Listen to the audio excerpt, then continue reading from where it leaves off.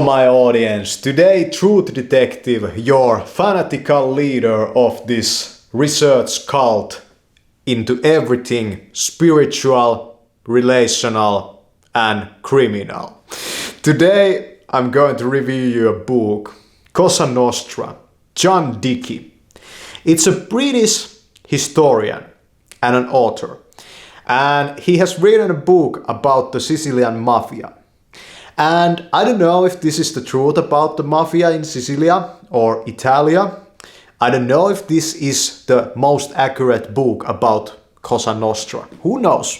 But it came up very many times when I was searching for the books about the mafia. And I decided that I have learned a lot about the olden day mafia in Americas that was made and also founded by the Italian immigrants that came from Italia, mainly because of fascism.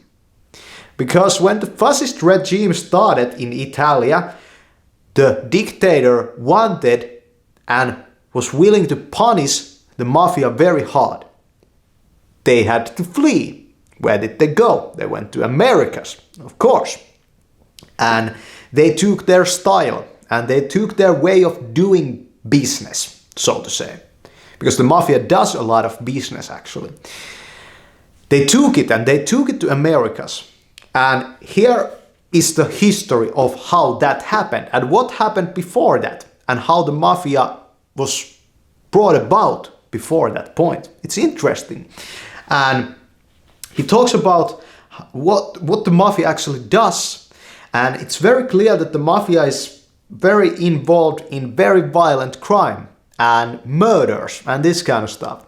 But they are also involved in illegal business, but they are also involved in the government. They are also involved, for example, in the Freemasons, and they are having these corrupt, so to say, ties to almost any business that they can in any way profit or protect from, or protect from themselves or the other mafias or anything else. So it's interesting, and it becomes clear that the Cosa Nostra is not the only mafia in Italia. There's something called the Nirgata, or however it's pronounced. Nobody knows. But he talks about these in this book. And he talks about the rituals that the mafia has to initiate new members. And he talks about the codes of conduct that the mafia has. He says that the mafia limits its members' freedom quite a lot. And they have the code of silence, the omerta. And they have a way of socializing. And they have a way of also coupling, so to say. So he talks about over here how in the mafia, they usually don't take wives outside of the mafia. So they marry like mafia wives, so to say. And you know, the women in the mafia are not there to necessarily do the crime in the same way, but they are under the same law, it's the same code as their male counterparts, and also they cannot, you know, like jump to the other side of the law, or they will be punished. You know, there's quite you know, they have more murdered a lot of, you know, women also, and even children that are related in this mafia game. So nobody's really protected from the mafia, so to say, and their way of doing the business is very much, it's very at every level of society, so to say. And it's interesting that he talks about those Freemasonic connections over here. I started to look into Freemasonry and read a couple of books about it, and I saw a lot of like similarities between the mafia and the Freemasons. And it's interesting that it's kind of, I believe that Freemasons are not in any way the same in each country, but in Italia it's probably a playing ground also for some corruption, for example. And you get a pretty good idea about the style of relating and how the mob is kind of related to that in Italia. It's a very different style of relating to other people than in, for example, in Finlandia. I feel that there's a lot of open ground there for businesses to spring out of, and maybe the mafia has actually helped quite many businesses out more than you might think. You might even fund actually, or you might give your monies to the mob. Who knows?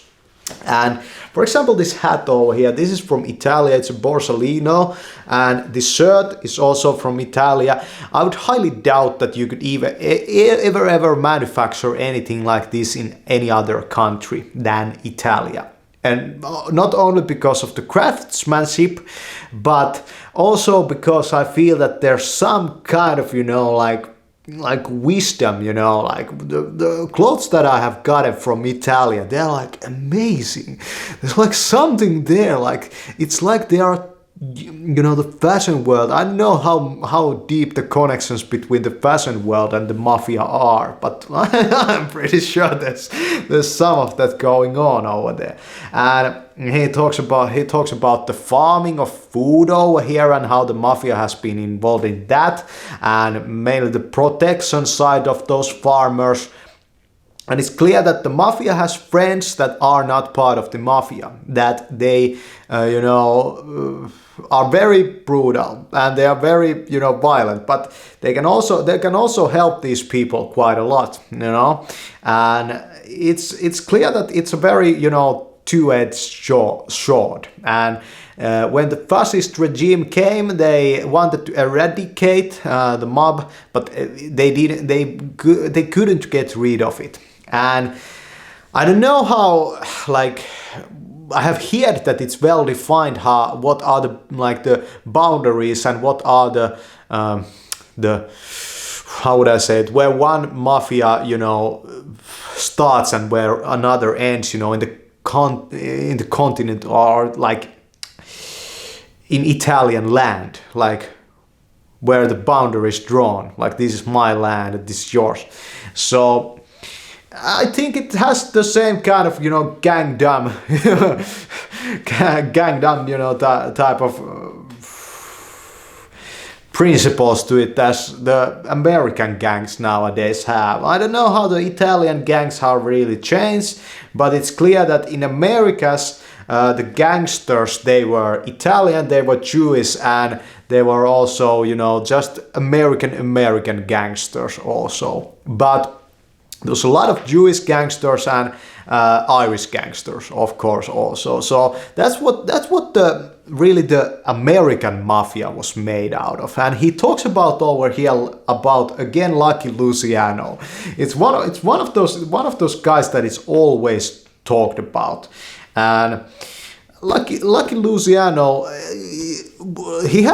I think he had some Italian blood, but what Joseph Bonanno said is that he wasn't an Italian, he was an American gangster. And it's interesting because he said that in his book that Lucky Luciano was very, avant-garde gangster.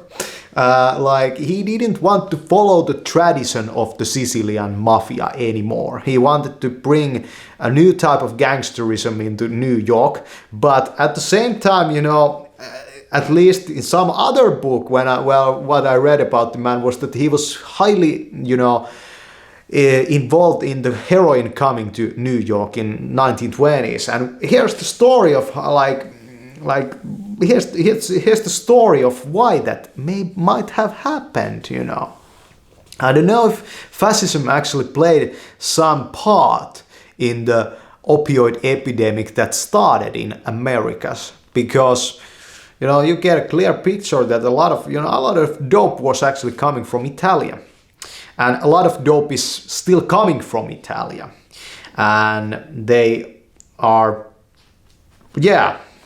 I remember one document I watched like years and years ago from YouTube, and it was about the heroin epidemic or the drug epidemic really in Italy.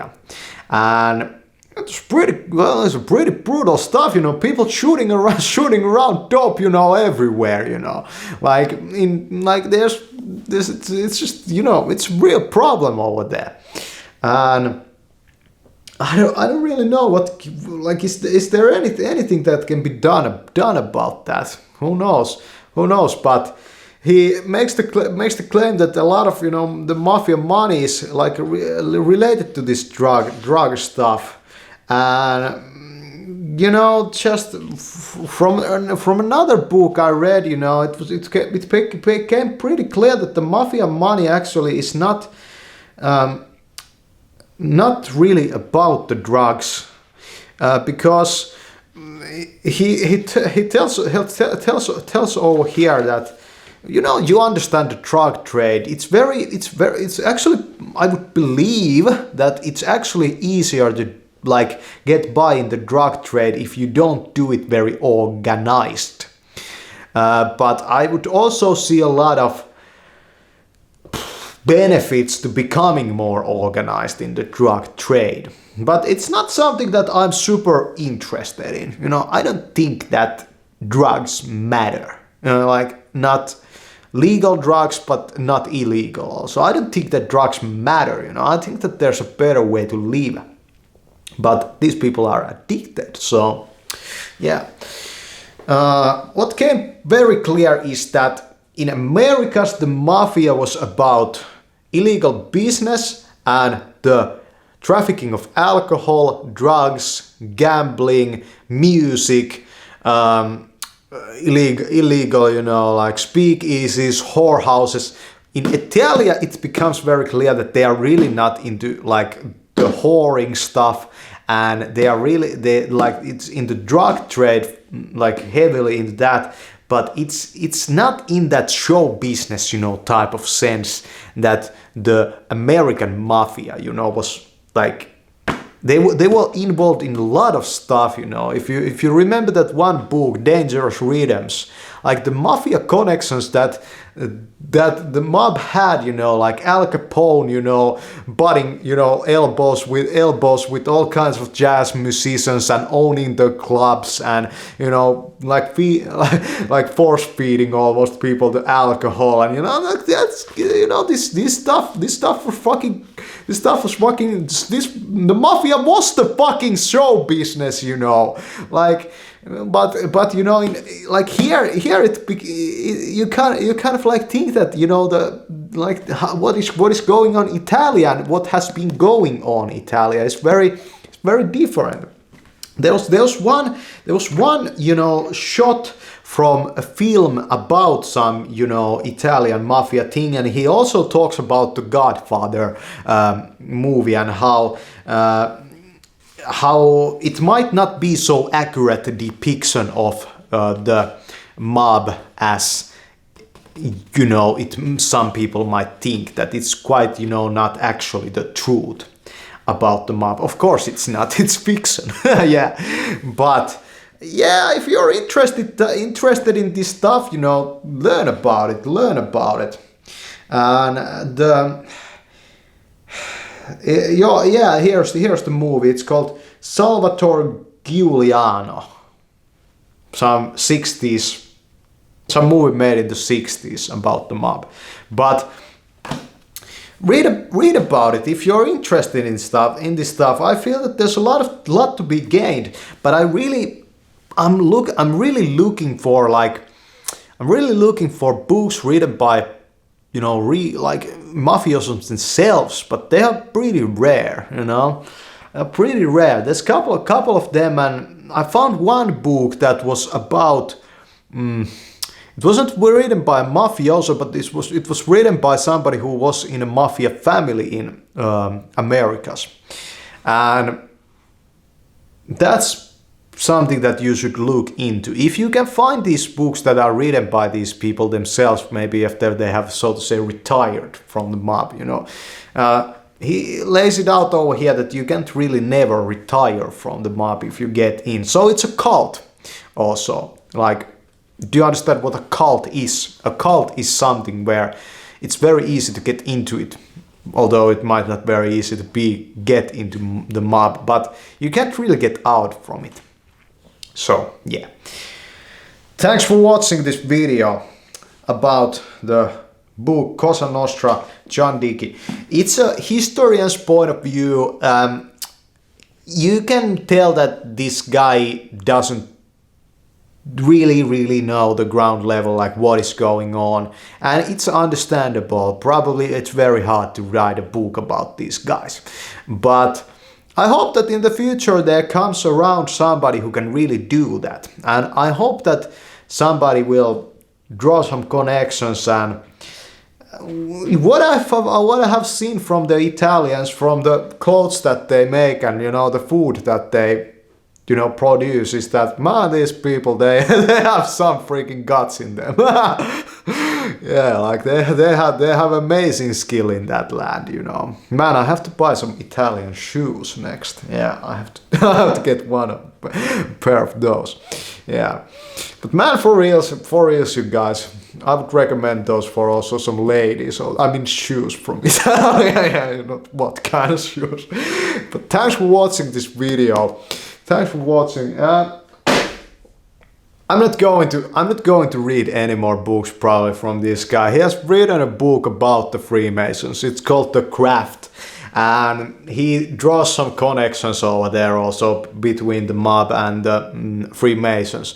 But it's highly plausible that the mafia and the Freemasons, they are not the same thing, but of course there's bound to be some, members there, and they have some similarities in them.